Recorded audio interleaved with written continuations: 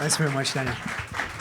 All right, so for the record, my last name is Eydelnant, but there's no room on the slide for it, so we just go by Dr. Irwin Adam, and it makes life a lot easier. I need my gizmo here. Which is the magic button to go ahead? This one? Perfect. Wonderful. Okay. So my story starts a few years ago while I was doing my PhD in biomedical engineering. And I started up doing a few ridiculous food projects that really started to explore the future of food and really looking at this kind of nexus of food, design, and technology, and quickly started realizing that there was actually an opportunity in pursuing that. And so with a friend of mine and a couple of design interns, we actually started what was the beginning of Future Food Studio, which now, 3 years later, has become a studio that I lead, a multidisciplinary team of architects, engineers, chemists, designers, who all think and imagine and explore what the future of food might look like. So one thing we found is that our studio is actually very much a microcosm of what's going on at this unique moment in food history. Everyone is talking about the future of food. If you introduce yourself to the person next to you, I think you'll find that they probably don't work in a traditional food field. They're probably not a farmer. They're probably not a chef. They might be a designer. They might be a scientist. They might be a financier. They might be anything but what we would expect them to be. And this is very much changing our perspectives on what food is and what food is to become. And when you start thinking about it even closer, you realize that food is actually this unifying platform that allows us to cross all kinds of boundaries, whether geographic, religious, cultural, professional, and unites us. And so for this reason, we are all talking about food because ultimately we all eat. So the topic of future food, though, is actually interesting. Because what does it mean? We've heard all kinds of folks speak today on all different avenues of the future of food. So I'm actually going to do a little bit of a resume now, because really the future of food entails so many different areas. Are we talking about where we make food?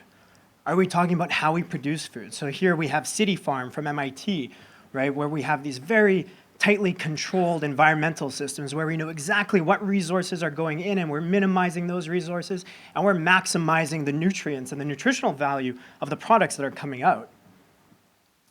And then we're seeing these systems be transported to support hyper-local food production in container gardens. So again, we've talked about these today. This here is a company called Growtainer that looks to roll these out across cities around the world. We look at other versions of producing food. We've seen the development of 3D printing technologies, and we've seen how rapidly 3D printing technologies have changed prototyping in plastics. We've started to see how these technologies are now being implemented in food. One of the examples being these sugar products that are now being 3D printed, but others, like NASA, are trying to print pizza. They're trying to print pancakes, they're trying to print cupcakes, pretty much they're trying to print everything. I don't know that that's what the future of food is, but I think it's important that we're doing these conceptual leaps forward and rethinking how we make food. We have an entire movement that looks at appropriating tissue engineering techniques and laboratory techniques and taking decades of regenerative medicine research and applying it within the food field, right? We're looking at cultured meat products. What does it mean to take stem cell technologies in order to produce steaks? This week alone, we're already seeing this movement rapidly growing. Today, I believe, in the last couple of days, there was a conference, the first international symposium on cultured meat, bringing together thought leaders and scientists in Maastricht in order to evolve this field. Within 5 years, we might see these first products on our shelves. This field has inspired other laboratory-produced foods, such as lab-grown milk. What does it mean when we hijack bacteria in order to start producing the proteins that we find in milk in order to remove ourselves from a dependence on traditional farming methods and techniques, which, again, we've heard a lot about today, how those are detrimental to the environment. And then again, we've talked about crickets. So one thing to do is to rethink how we produce our food, but another perspective is to rethink what the food is that we eat. So crickets being a great protein source, less intensive production methods are one of the techniques that are being looked at, one of the food products that are being looked at. We then look further at what are the new food sources that people are interested in. And we see plant proteins being used to replace eggs in mayonnaise and scrambled eggs, looking at how we can use data in order to drive the production of these types of proteins and derive these proteins that will have the same properties of foods that we're already accustomed to. We're using these plant proteins in order to develop new meat products as well. How do you use a plant in order to create a product that has the same texture, the same color, the same flavor as a traditional steak? We've seen chefs push technologies in food. This here was one of the early edible menus by Homero Cantu, formerly of Moto in Chicago. And his thinking was, as a restaurant, they were printing hundreds of menus every day. Well, I think they were dreaming to print hundreds, but probably more on the order of 100. But they were then taking these menus and throwing them away and generating lots of waste. So what did it mean if you could actually print the menu on one of your courses? And so this was one of the early printed menus developed out of Moto in Chicago. We've then looked at how these types of methodologies and technologies have evolved into other edible packaging formats. So this here is a product out of a startup in New York, which creates biodegradable cups. So these are cups that you can eat, but they're also cups that degrade after 60 days. Right? So the United States alone uses about 25 billion plastic cups a year. So you can imagine this would actually be a significantly disruptive technology if it were made mass scale. So a lot of the things I just talked about right now, though, suggest that the future of food is technology. And so when I started working on this talk today, I started thinking, well, if it's just technology, why do I food? Why do I work in this field? And it didn't take long to realize that it's not just technology. And just a quick scroll through my Instagram reminded me that it's actually my mom, right? Growing up, I grew up with a mom who was a single mother who worked her ass off 12, 14, 16-hour days. But every single day, she would be home for me and my brothers making us dinner at 4 o'clock. And this lady right here, Mama Rosa, you can call her that, she would stand there in her stilettos and she would have her red lipstick. We're Russian, so this is traditional uniform. And she'd be wearing her blouse in her favorite color, which is leopard. And she would make food for us. And this is how she would communicate with us. And actually, specifically, this picture made me think some more, because as an adult, when I started going to college, I realized in college, I started making food almost obsessively. I was away from home, and I just started throwing myself into food more and more, and was continuously having these dinners, and it was very imperative that I was always making food. And I started realizing that this was a way of connecting back to home. This was a way of connecting back to my family. It was the way of communication that actually I was raised within. And then this picture specifically, though, is a reminder of something else. About a year ago, I had a very traumatic car accident.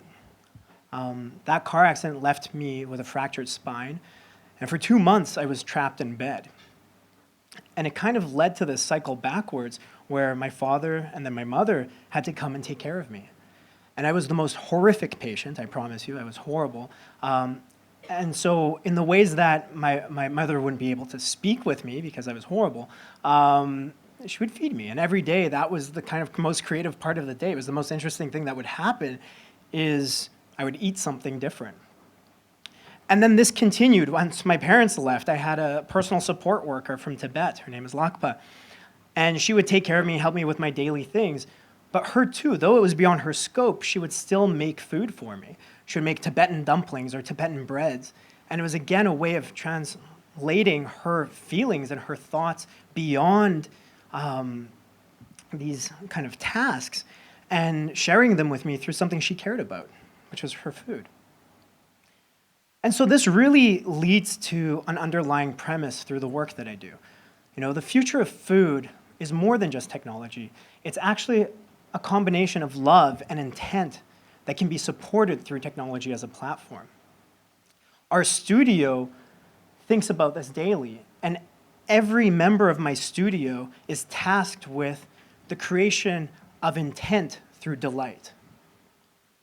We create intent through creating delightful, interesting experiences on a daily basis. We work in food experience because we want people to think and feel. I'm going to share just a few of our projects on how we communicate this, but one of them was an open studio that we held in Toronto, so our studio is based in Toronto.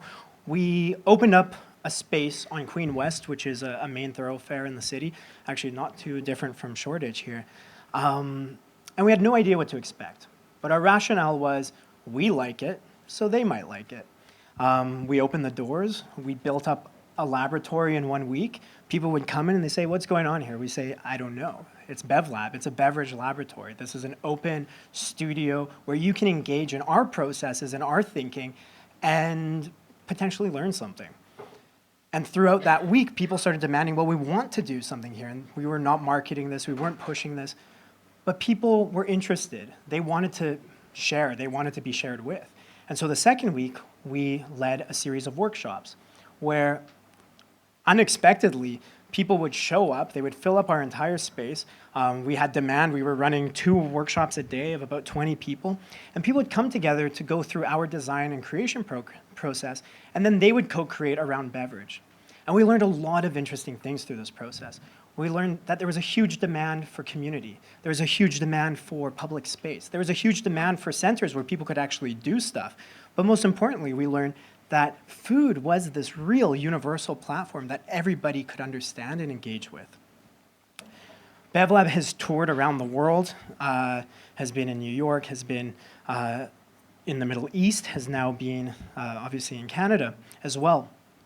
And we really use it as this space to test new ideas and concepts that we're developing in studio, but to share them publicly and to co-create with the public and understand how the public and how everybody comes together in creating unique food experiences. These projects then have increased in scale as well. We recently held a dinner in Toronto within a giant dome called the Sensorium.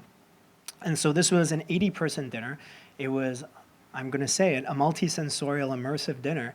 I had to say it. I've been trying not to say it. But it was a multi-sensorial immersive dinner that really explored how can we engage all the senses in order to communicate a narrative around food. And this turned into a beautiful experience. So we would have 100 people 2 times a day come through and really share in this unusual way of consuming food. And one of the courses, so I avoided using videos, because I don't know, going across the ocean, they always seem to break. But one of the courses really, I felt, represented our ideology of creating food intent through delight. So this was the 3rd course. It was a soup course where every individual at the table was served a bowl of soup without utensils. And so we had this large dome with projections happening across the dome. There was a sound score that was developed for the entire experience. And all of a sudden, it went dark. There was no sound. There was no projection. And you would have a spotlight that appears on a drummer in the corner. And he would start drumming. And he's slowly building up a tempo, building up a beat. And all of a sudden, he starts hitting his kick drum. And as he hits his kick drum, you start seeing ripples through your soup. And most people didn't notice it at first. Most people were watching the drummer and they're like, oh, what's going on? But as he continued playing and building up his rhythm, the soup became part of the performance. And it actually started developing into a fountain itself. So right in front of you, you would have this soup course that was coming to life. And this is happening with 80 people across the room. And it was amazing to watch people react. And then immediately, once this was done, people were served their utensils and the other accoutrement for the soup. And almost every time, we had a round of applause. And it's exactly little things like that, things that make you think 1 extra second.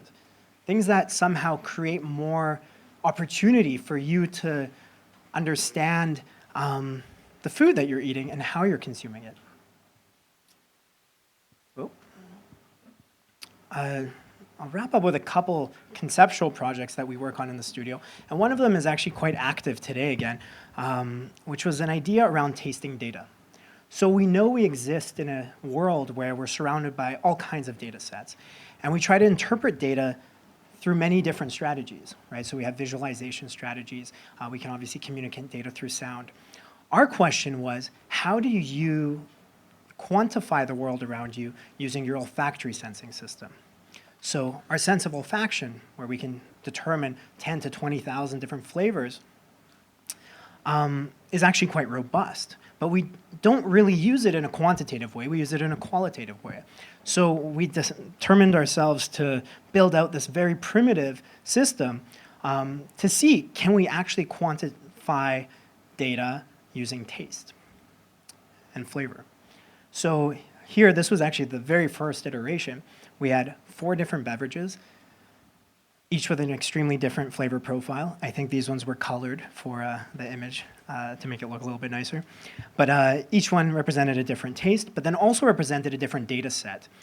And so what we would do is we would cull data from Twitter, and we would associate tweets with different sentiments. And each of those different sentiments, whether it's sad or happy or angry or passive, would be then associated with a different flavor profile. And then when you would tweet at the system, it would pour you a beverage that was exactly in proportion to the data that was current at that moment. And this was the very first iteration of understanding, can we quantify the world through taste and flavor? We've now developed the system further, where we're actually working with a group of individuals, training them to understand quantitative information through taste and flavor, right? The same way that maybe we are trained to learn mathematics or to understand a graph, we need to be trained in order to quantify using taste. And with that, I'm going to wrap it up with actually our very first project. And this ties back to the very beginning of the talk, but it was a project around creating edible clouds. And this was very much motivated by the thought of deconstructing beverage to an extent that we don't formally recognize it, but it still had many of the same properties. Those properties being it could pour, it was a fluid, we could taste and we could smell. And so that was our original project on edible clouds, and you can look us up and you'll see quite a bit around it. But with that, I want to share my vision of the future of food. And really, I think it's well summed up by Danny Meyer. I don't know if folks here are familiar with him, but he runs a large hospitality group in New York. But last week, we were at a conference where he kind of ended a conversation on the future of the restaurant with, people just want their food with a hug. And I think that's very true.